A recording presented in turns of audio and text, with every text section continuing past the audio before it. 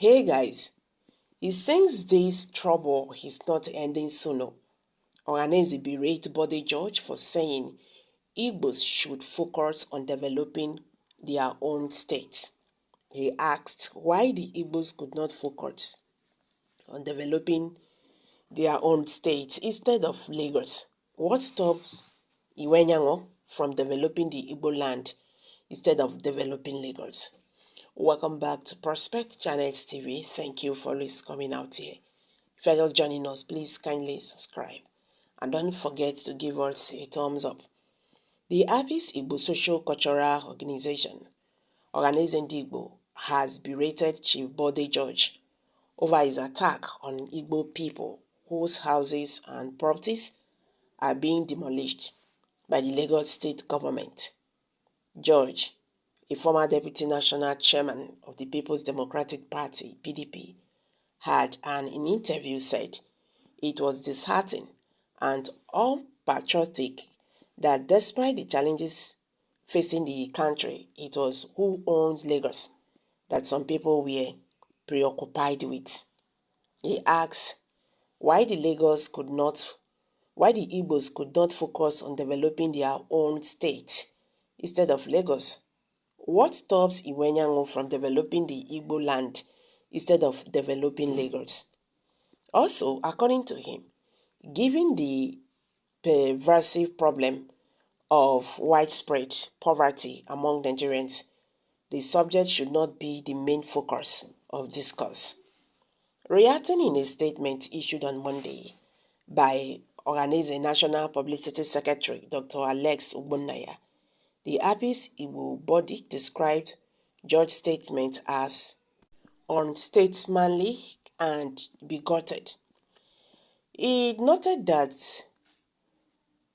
Bode's unsolicited support for the policies and programs of Governor Babajide Sanwo-Olu's administration was both curious and misdirected.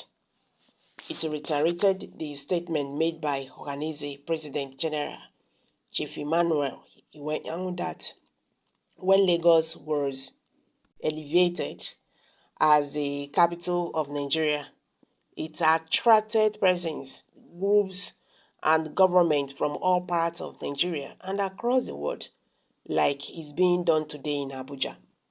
The Igbo leader pointed out that Lagos as a federal capital gave rise to multi-ethnic inflow, population explosion, and diverse economic activities, and commended the Igbo spirit of corporate social responsibility by adding values to whichever environment they find themselves, the statement said.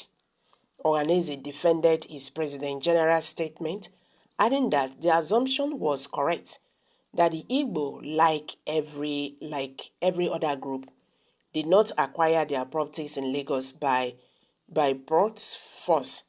Instead, were lawfully purchased and evidenced with certificate of occupancy.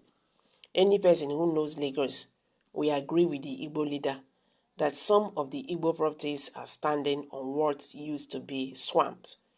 Iwenyango used the press conference to condemn the demolition of properties by the authorities of Lagos State, most of which are owned by the Igbo, Ogbonnaya said. Ohanaeze Igbo said that it would have ignored George's comment if not that silence may lend coincidence, to the unsuspecting minds, the whimsical figments of transitional imagination. In the first place, the unsolicited support to the policies and programs of the Lagos state government, led by Sanwo-Olu, by Chief Bode George, is both curious and misdirected. Otherwise, how will an elder statesman in the mode of Bode George weary an ethnic group for their loyalty, commitment, and development of the former capital of Lagos? The judge theory will also query why other Nigerians are obligated to the development of Abuja to give it the required international status. For Bode judge to suggest that the Igbo held by contributing to the development of Lagos is not only unstatesmanly, bigoted, narrow-thinking, and self-serving, but stands at variance with the ethics and decorum of a man who has benefited eminently from the corporate existence of Nigeria.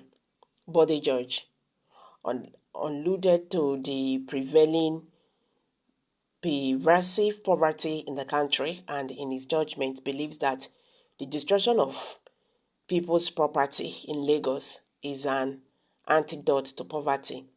Ohanaeze has watched with dismay the selective vocality of Chief Judge Bode when many parts of Alaba International Market were destroyed.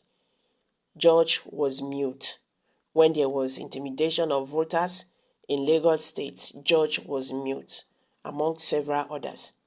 Finally, the Igbos will remain broad-minded, hard-working, law-abiding, forward-looking, dynamic, and courageous even in the face of daunting challenges, he said.